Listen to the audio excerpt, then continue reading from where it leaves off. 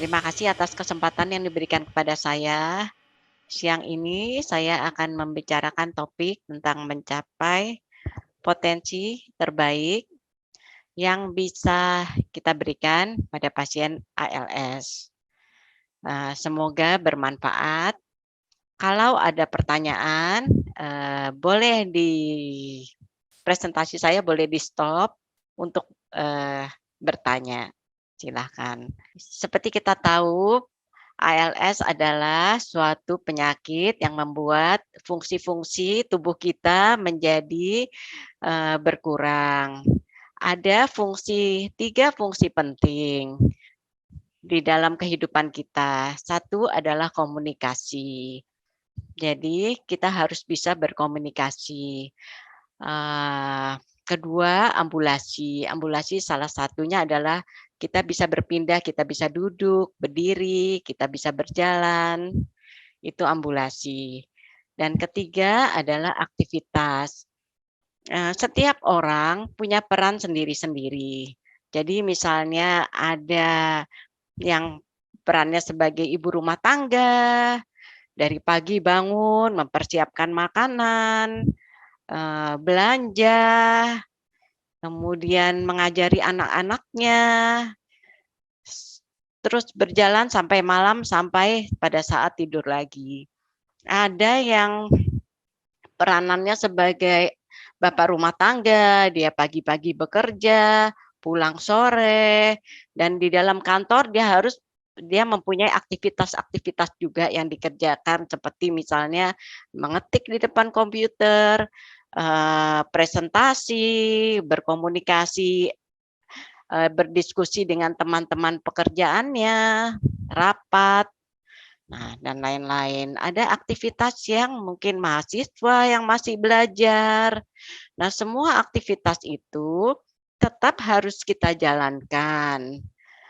Nah, saya akan membicarakan satu persatu tentang aktivitas ini.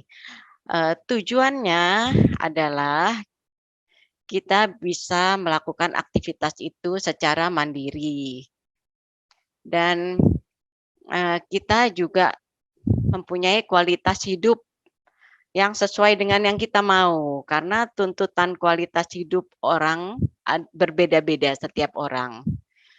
Nah, kita harus mengatur kualitas hidup kita sendiri, seperti apa yang kita mau. Ya, slide. Nah, untuk komunikasi, ada komunikasi verbal, dan komunikasi nonverbal.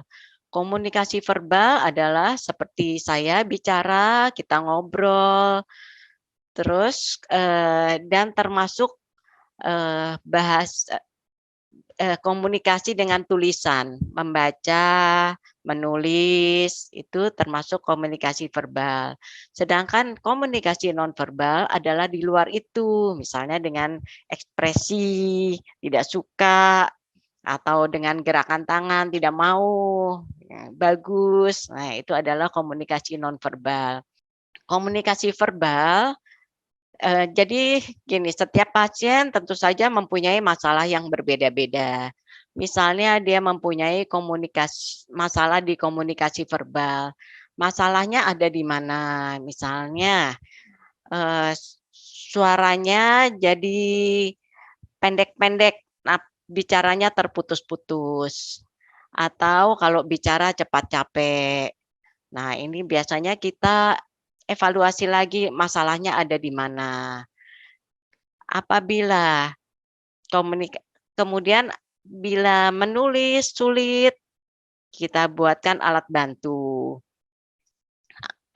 Kalau pada orang tua biasanya visualnya, penglihatannya berkurang, itu juga kita kasih alat bantu. Jadi bagaimana kita memperbaiki masalah-masalah yang ada di komunikasi verbal. Apabila komunikasi verbal sulit, kita baru ke arah komunikasi nonverbal ini dengan bahasa isyarat atau dengan teknologi sekarang sudah lebih bagus, macam-macam, misalnya ada eye tracking untuk mengatasi masalah-masalah di verbal komunikasi ini. Banyak alat bantu di sana. Ada slide. Nah, mengenai masalah ambulasi, masalah jalan, apabila kita masih bisa berjalan dengan baik, mandiri, itu bagus. Pertahankan di sana. Jadi biasanya fungsi yang masih baik kita pertahankan. Kita fungsi yang ada kita latih supaya bisa semaksimal mungkin dan bisa bertahan lama. Sedangkan fungsi yang menurun kita atasi dengan memakai alat-alat bantu. Oke, ini banyak sekali alat bantu sesuai dengan gangguan-gangguan fungsinya dari ringan sampai berat. Oke, slide. Nah, ini adalah kegiatan aktivitas sehari-hari yang setiap orang harus kerjakan dari pagi sampai malam. Jadi tidak bisa karena kita sakit terus kita tidak mau beraktivitas. Kalau aktivitas itu kita masih bisa kerjakan, kerjakan. Dan kita pertahankan biasanya aktivitas itu sepanjang mungkin. Ya. Nah, apabila aktivitas sehari-hari ini menjadi terganggu, kemudian kita melihat lagi apakah kita sudah melakukan memanage waktunya, memanage aktivitas dengan baik. Jadi harus ada keseimbangan antara istirahat, bekerja, dan melakukan hobi. Nah, ini penting sekali. Setiap orang punya peran masing-masing di dalam keluarga, di dalam komunitasnya yang tetap harus dijalankan.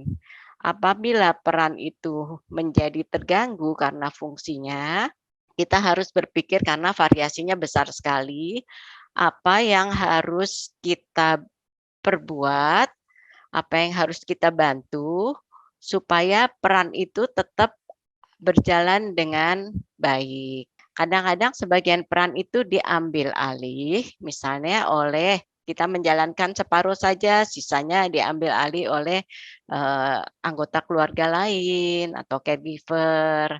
Kadang-kadang kalau kita sama sekali sudah tidak bisa, kewalahan, kesulitan melakukannya, bisa delegasikan ke orang lain.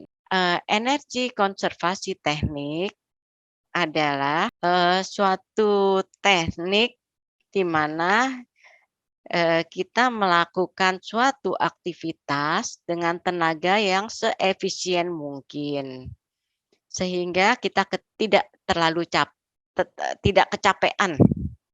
Kita bisa melakukan aktivitas lebih banyak. Ada 4 bagian yang penting pada saat melakukan suatu aktivitas dengan energi konservasi teknik ini. 1, prioritas. Kita harus memilih aktivitas apa yang betul-betul penting dan harus kita lakukan. Di sana di list prioritasnya apa. Kerjakan pertama yang betul-betul penting menurut kita. Kemudian plan, plan ini adalah kita mau melakukan aktivitas itu persiapannya apa. Sedangkan pace adalah kecepatan atau kecepatan kita melakukan aktivitas itu. Position adalah postur kita pada saat melakukan aktivitas itu, di mana postur kalau kita duduk dan berdiri, posisinya paling efisien pada saat duduk. Nah, ini adalah prioritas yang misalnya kita mau mengerjakan, ibu rumah tangga misalnya mau memasak, kita harus plan dulu apa saja sih bahan-bahan yang mau kita butuhkan. kita siapkan semuanya di satu tempat sehingga kita tidak mondar-mandir. Kemudian diorganize, jadi step-stepnya apa dulu, step 1, 2, 3, 4.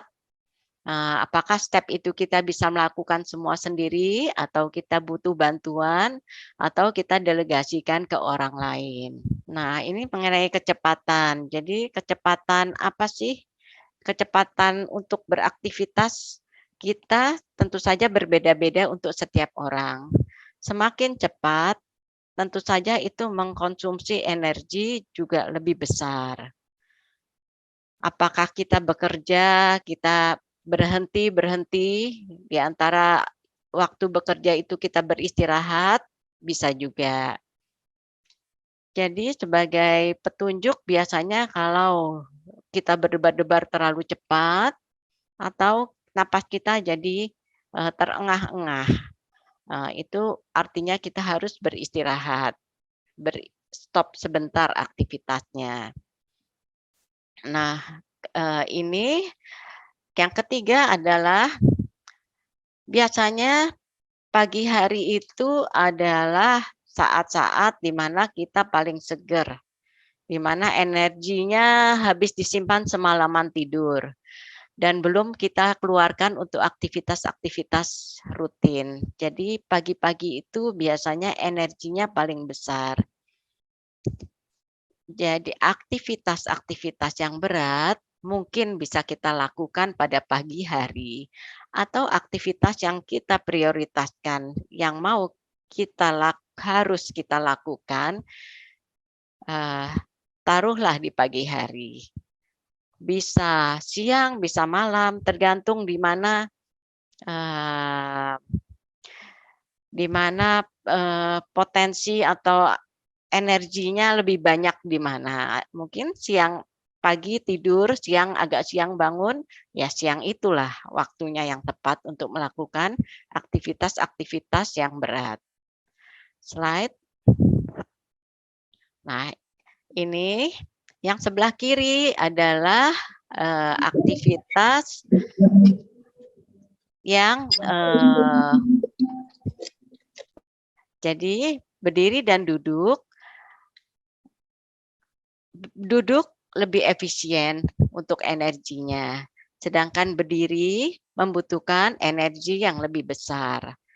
Nah, apabila kita mau mengkonservasikan energi, pilihlah posisi duduk sebisa mungkin. Slide. Nah, kalau kita bekerja, pastikan barang-barang itu ada di level perut kita. Jadi kita tidak terlalu menunduk maupun tidak terlalu ke atas. Semakin tangan kita sering ke atas, itu juga membutuhkan energi yang lebih banyak daripada selevel dengan dada kita. Jadi beraktivitaslah sejauh jangkauan kita dan kalau bisa selevel perut-perut kita, ya. Slide. Nah, ada alat-alat yang sangat membantu untuk aktivitas kita sehari-hari. Jadi, kadang-kadang kita latihan, tapi tidak usah menunggu sampai latihan itu kita tunggu kapan nih kita bisanya. Nah, sambil kita berlatih, kita juga memikirkan alat bantu apa yang bisa kita dapatkan sehingga aktivitas itu dapat berjalan dengan baik. Jadi kadang-kadang hanya tidak bisa membuka resleting, padahal itu hanya dengan gantungan kunci sudah bisa untuk aktivitas membuka resleting. Jadi tidak usah latihan tangan sampai lama. Jadi ada pasien saya tanya, "Mau apa?" "Saya mau buka resleting baju saya." Oh ya itu gampang. Jadi kita bisa kasih alat-alat untuk membantu fungsinya yang yang mau dikerjakan. Jadi tidak usah sambil latihannya jalan. Selain alat bantu untuk aktivitas, alat bantu jalan, ruangan itu juga harus dirancang untuk memudahkan kita. Jadi ini salah satunya adalah kamar mandi. Karena kita di kamar mandi banyak melakukan gerakan-gerakan, duduk, berdiri, mandi, toilet, di wastafel. Nah, jadi, eee, desainlah ruangan itu untuk memudahkan aktivitas atau pekerjaan kita. Oke, slide. Nah, untuk menunjang aktivitas tentu saja kita perlu power. Dari mana power itu dan bagaimana kita mempertahankan power itu?